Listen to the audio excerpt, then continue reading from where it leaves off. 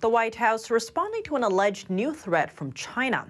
That's after news broke that Cuba allegedly agreed to host a Chinese spy base just 100 miles from Florida.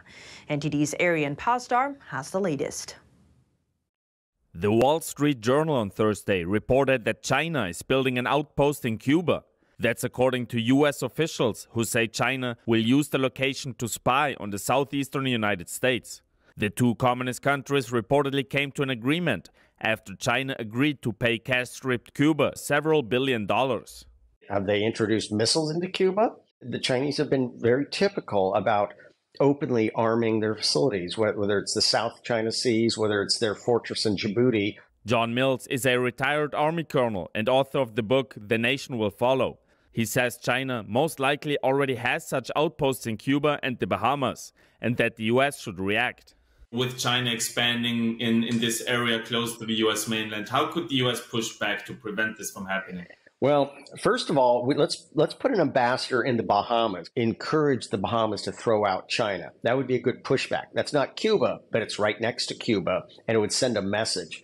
We also should demonstrably and visibly rearm southern Florida. He says this reported base reminds him of the Cold War, when the Soviet Union used Cuba to store missiles.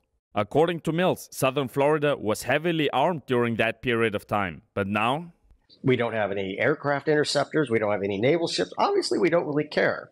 That's the message. Mills added that the U.S. should also expand influence in Panama, because down there, the Chinese have a much stronger presence, and to get to Cuba, they got to go through the Panama Canal. However, the Pentagon on Thursday said it's not aware of any Chinese base in this region.